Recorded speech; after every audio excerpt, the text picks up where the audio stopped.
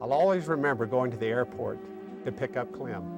This young kid walked out of the terminal, long, straggly hair almost down to his shoulders. I believe he had a mustache. When I looked at him, I thought I was looking at an adolescent Albert Einstein. At least the association with genius when I first saw Clem turned out to be pretty prophetic. Clem McDonald's a product of the west side of Chicago. His father was an engineer and his mother a school teacher. My mother and father were quite different. My mother was the comic. She was on the phone laughing, making jokes all the time, telling stories. Father was a little quieter, a little more studied. He was a scientist type. He was an engineer actually, and so maybe I came out as the best of both of them, or a nice combination of both of them. The three boys of the 5 McDonald children all went on to become physicians. Even at the age of 5, Clem demonstrated some of the attributes that would contribute to his success in later years: ingenuity and practicality. When several of his friends went downtown in Chicago on the L or elevated train and found out they didn't have enough money to get back home, and Clem panhandled for the change that they needed for the return fare. Only a few years later, in 5th grade, Clem contracted polio, and while he was recuperating at home for several months, read the entire World Book Encyclopedia from cover to cover, at least so his parents say. By the time he was ready for college, the Golden Dome beckoned, and Clem matriculated to Notre Dame. Rolling through his undergraduate curriculum like the Four Horsemen on Saturday afternoon, Clem graduated in only 3 years, completing studies in chemistry, physics, and biology, and headed for the University of Illinois School of Medicine. While a medical student there, Clem took a mission trip to Haiti, where it turned out he was essentially the village physician, seeing between 25 and 125 patients a day, and caring for a lot of different illnesses that he was not well prepared to deal with. The clinic was staffed by Italian nuns, and there was no electricity. One day, the local Tom Tom Makut leader's son was injured in a gunfight, and Clem removed the bullet from his neck. And the next day, a crew of men were there restoring the power to the clinic. During his senior year at medical school, he worked on computer diagnosis and was stimulated by Homer Warner's JAMA publication of Bayes' theorem as applied to automated diagnoses. It was during his internship at Boston City Hospital that Dr. McDonald recognized the importance of tools to find and organize clinical information. He approached Octa Barnett at the Laboratory for Computer Science, hoping to pursue a fellowship in medical informatics while he was an intern. But where would he find the time? He assured me that he thought there would be no great difficulty with this, and we agreed he would start an informal part-time fellowship in the laboratory. His fellowship consisted entirely of that 1-hour conversation. I did not see him again for the remainder of his residency. Thus, he holds the distinction of having the shortest length of time of any fellowship of any of the individuals who have been at the laboratory. I will say that for a 1-hour fellowship, he's actually done quite well. After his internship and taking some time to work on a book, Dr. McDonald advanced his study of informatics at Northwestern University, earning a master's degree in biomedical engineering. From Northwestern, he went to the National Institutes of Health in Bethesda, Maryland. As a pathology fellow there, he managed the development of the first clinical laboratory system at the Clinical Center. He took advantage of his time there to learn to write assembly code for the mainframe computer in order to create useful tools and functions on top of the functionality that the vendor was building. Dr. McDonald moved back to Illinois after his fellowship. Then, it was time to finish his residency in internal medicine at Cook County Hospital in Chicago and the University of Wisconsin. I wanted to do computing for medical school, so I actually explored some other fields. I got accepted to an orthopedics residency, and then I thought about it. There's no way you can do surgery all day and still do computing and do a good job in both. But internal medicine is a little more accepting of that possibility. With his residency behind him, Clem had an offer to stay on at Wisconsin as a faculty member, but was lured to the Regenstrief Institute for Healthcare at the Indiana University School of Medicine in Indianapolis, Indiana. Eugene Stead was the director of the Regenstrief Foundation at that time, But Joe Mamlin was the real attraction. My first decade with Clem was very interesting. I found Clem really needed two things.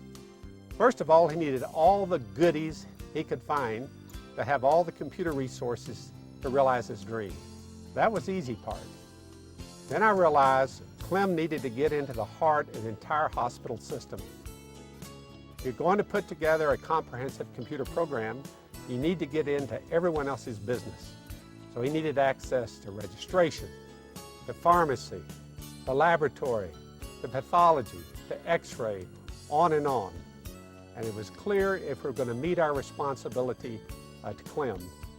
In my new role as Chief of Medicine at the hospital and as Division Chief, I had to deliver. So I made the decision for everything Clem needed, I would go to the mat for him. I spent a full 10 years on the mat. Clem McDonald had found a home, and he set about building his career, rising through the academic ranks at the Indiana University School of Medicine to become a distinguished professor of medicine, the Regenstrief Professor, and director of the Regenstrief Institute. But let's not get ahead of ourselves. When Clem came to Indiana University in 1972, he brought with him the idea that electronic medical records, or EMRs, could eliminate the horrible logistic problems of paper medical records. Instead of being poorly organized, lost, and out of reach, electronic data would always be available, organized, and legible. EMRs could also improve the physician's decision-making process by automatically checking the computer-stored record for clinical events that needed attention. These capabilities were hardly imagined and nowhere operational at the time. Sam Regenstrief was interested in computers and in health efficiency as an efficiency expert, a guy who built factories in a very efficient way. And he was just sort of disgusted with healthcare, how expensive it was in 1969. And he'd roll over his grave now if he knew how expensive it was now, and how and all part of the inefficiency. And he thought industrial methods like use of computers could make it better. And I certainly agreed with him that computers could do things better, and we could not only make sure everything got done at the right time, you could get the data to sort of see the whole picture.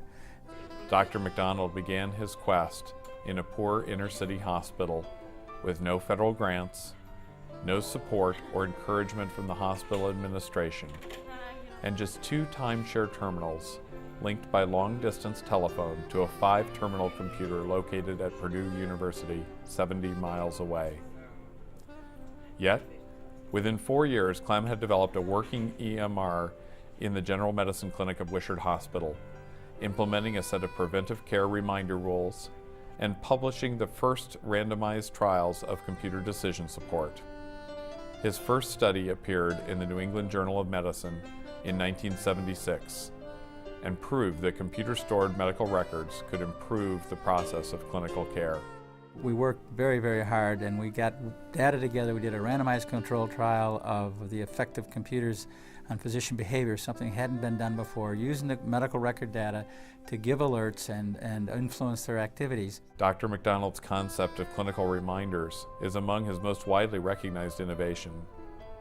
To this day, he continues to evolve the concept of reminders, exploring different methods of delivery and nuances of content and timing.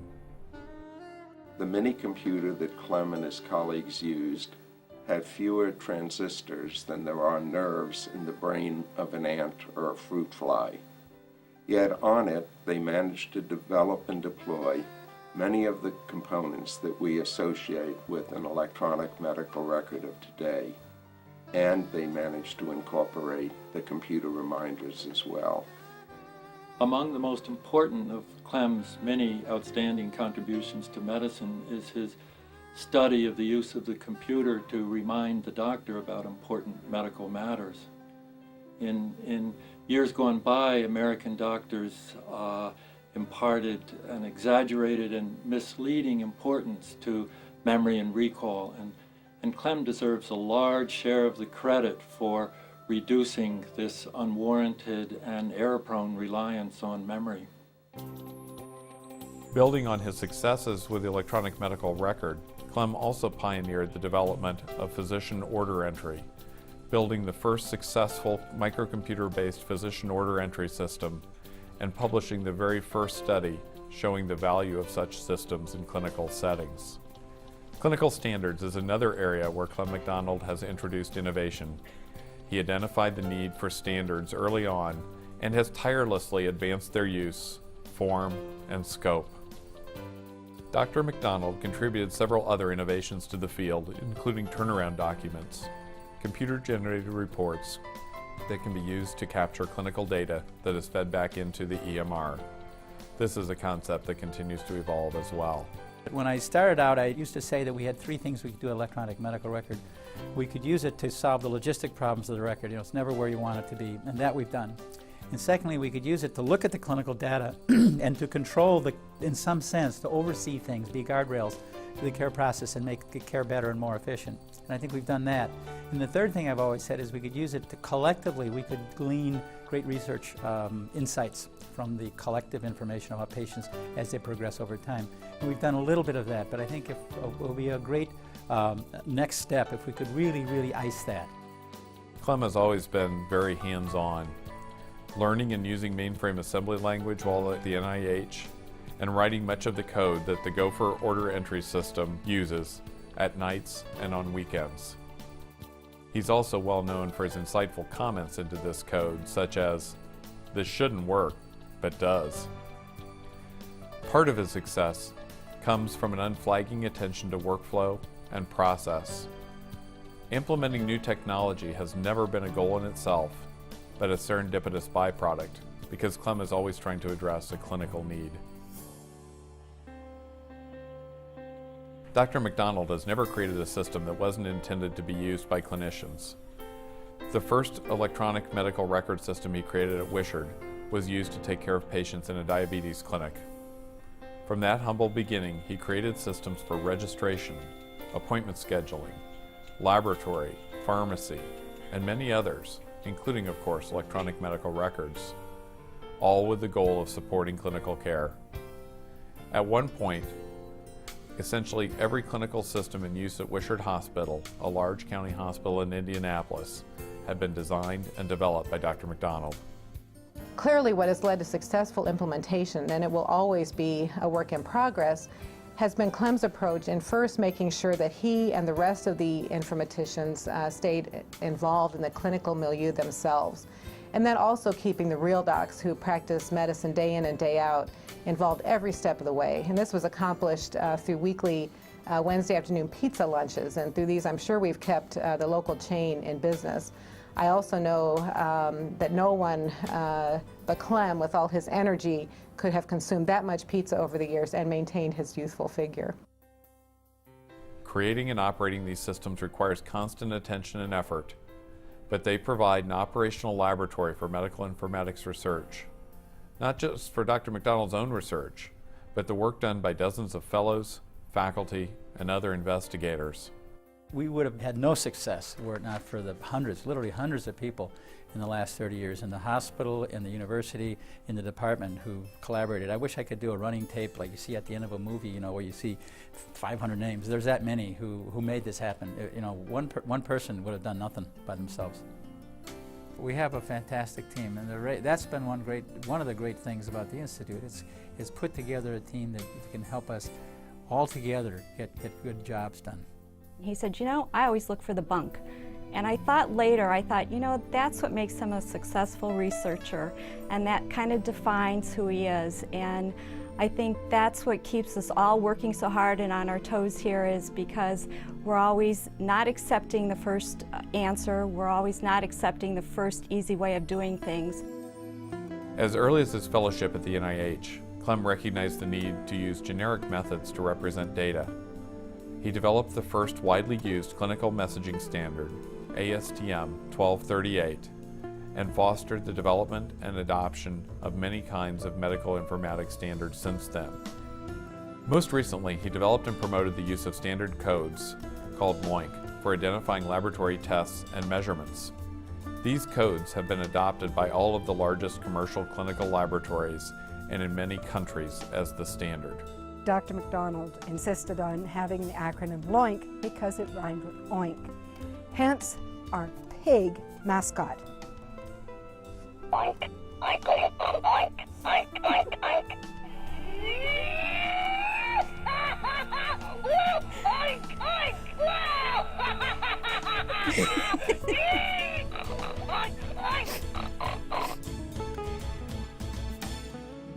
Dr. McDonald often jokes that he thought he would spend only a year developing the electronic record system and then would move on to the real fancy artificial intelligence things like automated diagnoses. Of course, the medical record system development continues even today. When Dr. Clem McDonald came to IU and the Reconstructive Institute some 30-odd years ago, what he told us was that he was going to spend 3 to 6 months on his one small project, that is the computerized medical record system. And after that, he would move on with his career. 30-some years later, he has not yet moved on to his career. He is still fooling around with that medical record system. I originally gave him credit for having misjudged how difficult that would be. As the years have gone by and I've gotten to know him better, I suspect that he knew all along, but was, in his usual way, assuming that if he actually told us how long it would take and how much it would cost and how difficult it would be, we wouldn't let him do it. The Regenstrief research-oriented medical record system now contains over 480 million unique clinical and laboratory observations. It stores more than 40 million radiographic images and other types of data, including hundreds of thousands of text reports and physiologic tracings. Creating this system has required expertise in clinical, computer science, and human factors engineering. Where most of us kind of plod along, we go from step A to step B to step C to step D. Clem goes from here to out there in one step, and doesn't bother with all the steps in between. And this is in his thought processes, in his day-to-day activities, etc. He's jumping all over the place. And I got pretty good at following him in conversations. We got to the point where, when I was a fellow with him, that we would talk so quickly and make these leaps that people would see the conversation going on and nobody would have the faintest idea what we were talking about. It was fascinating to watch. It was a non-logical sequencing way of thinking of the world. And I think that's genius. I think one way of genius is people who think outside of the box. Clem has never seen a box. He wouldn't know what the inside of a box looks like. His thinking is intuitive and leaping from point to point. While the Regenstrief Medical Record System has been connecting the Central Indiana community for over 20 years, the Indiana Network for Patient Care is a prime example of Clem's dedication to tackling problems that were not known to be solvable. And now, all 5 major hospital systems in Indianapolis, along with public health departments, physician offices, laboratories, and other care providers are participating in this effort, which serves clinical care, public health, and research purposes. And of course the system is full of all kinds of neat computers and neat computer ideas and modern networking and a considerable attention to the propositions of computer security and patient privacy and so forth. But when you visit the city and you visit the hospitals who are participants in this network, it's very clear. The real secret is that they trust Clem McDonald. That's why the records are there, that's why they stay there, and that's why it's a good system. Last year, a major report by the Institute of Medicine claimed that up to 98,000 people die every year due to medical mistakes made in hospitals. But now those numbers are being challenged. A team of doctors from Indiana University published an article in the Journal of the American Medical Association calling these figures greatly exaggerated. Dr. Clement McDonald is the author of this latest article. Dr. McDonald, good morning. Good morning. But you're fearful the way this study or report may be used in terms of the allocation of resources. Yeah, I think it's a little bit alarmist, and I think we should really know what the numbers are, because it might be better to have more nurses rather than to have error accountants. All right, Dr. Clement McDonald, thanks very much. Dr. Lucian Leap of the Harvard School of Public Health is one of the researchers behind last year's very controversial report. Dr. Leap, good morning. Thanks for joining us. Good morning. What do you make of all the criticism of your report? Well, it's somewhat to be expected. Let me first say that your viewers should know that Dr. McDonald has been a major contributor to patient safety over the years. 25 years ago, he published the first study that showed that computer reminders can help doctors keep from making mistakes. That was a good idea then, and it's a good idea now. So I'm pleased to consider him both a colleague and an ally in the fight for patient safety. All the employees were thrilled and made a point of coming into work early so we could watch him on TV. And we're just proud of the fact that he was there. And while he was gone, his secretaries, wanting to surprise him when he came home and to let him know how neat they thought it was that he did that, they had a picture of him and they put this on a white t-shirt and named it Clem's Groupies, so that when he came home, they presented him with this t-shirt.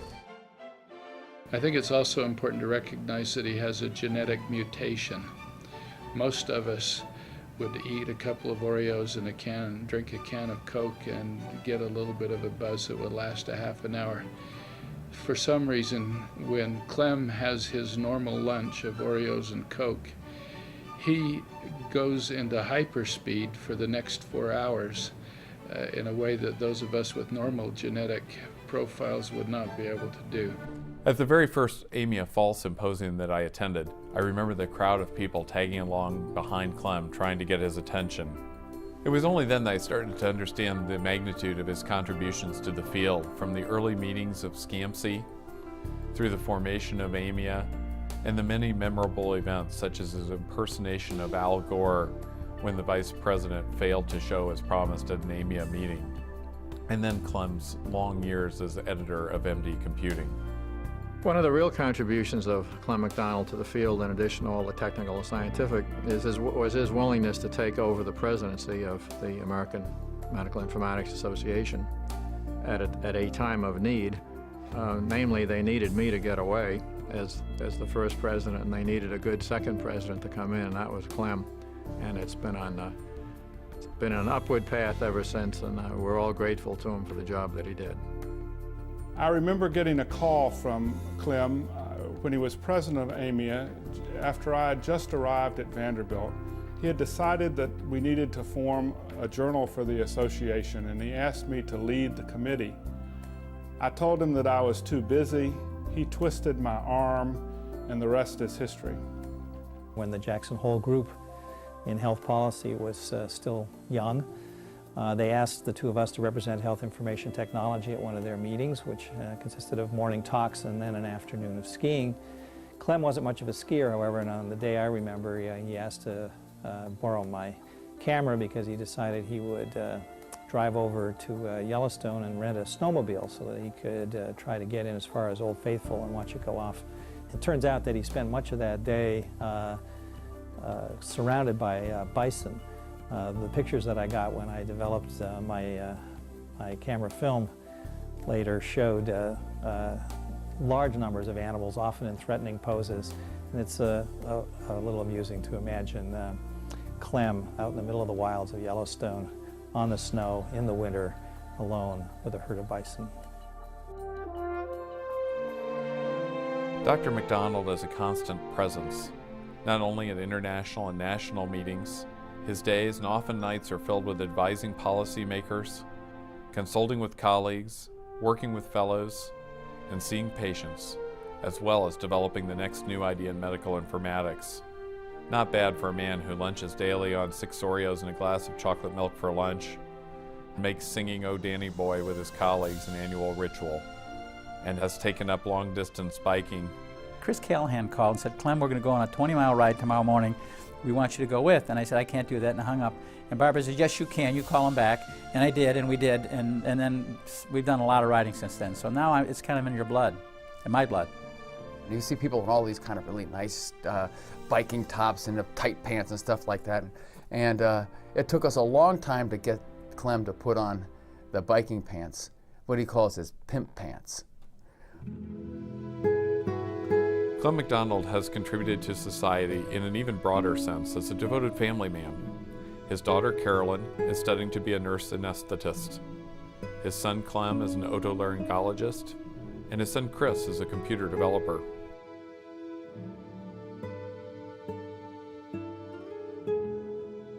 Clem's wife Barbara has been at his side every step of his career, cheering him on from accomplishment to accomplishment. She even convinced him to take ballroom dancing lessons. And the true Renaissance man that he is, he excelled on the ballroom floor. Barbara McDonald deserves, 50% of the award because she's an amazing woman to put up with Clem. I mean, he's an amazing man, and he goes a million miles an hour, and she takes it all in stride. So here's to Clem and to Barbara. Clem is a very often embodied speaker internationally. His style is with color and animation, and he keeps his audience interest with his humor and with the content of his presentation. He faces both work and play with tremendous energy and with enthusiasm. Recent presentations by politicians as diverse as Ted Kennedy, George Bush, Newt Gingrich, Bill Frist, and Hillary Clinton have all promoted clinical informatics in the national agenda. They have all cited the work of Clem McDonald without naming him in providing justification for the importance and potential impact of informatics on the country. I join my colleagues in ACMI, AMIA, and in the field at large in congratulating Clem McDonald as the 2004 Morris F. Collen Award winner. Well, some people at IU, School of Medicine, or within the Wishard health system may never have met Clem. He prefers to be in the system, the wizard in the system, the person who works behind the scene to improve it day by day and week by week. But how they know his presence is by coming in next week and finding out something that they wanted to do last week is now possible to do this week. He's not the kind of person who seeks visibility or fame. Instead, he's the kind of person who's dedicated to innovation and improvement of electronic medical records. The American College of Informatics is proud to recognize Dr. Clement J. McDonald for his contributions to the profession. He's received many other honors over his career, including the Blue Horizons Award, the Nicholas Davies Award, and induction into the Institute of Medicine. But recognition by one's peers is the highest honor that one can receive. So I'm sure that the Morris Collen Award will stand out and hold a special place in Dr. Clem McDonald's heart. Many of you who are regularly attenders at AMIA know he's famous for his rendition of a song that we learned a long time ago at an Irish pub during a SCAMSI meeting in Washington, D.C. It's possible that with proper encouragement, we could get him to sing to us in his Irish tenor. Oh, Danny boy, the pipes are calling, from glen to glen and down the mountainside. Congratulations, old friend, on this honor. You are playing great pipes in many a glen and across many a mountainside.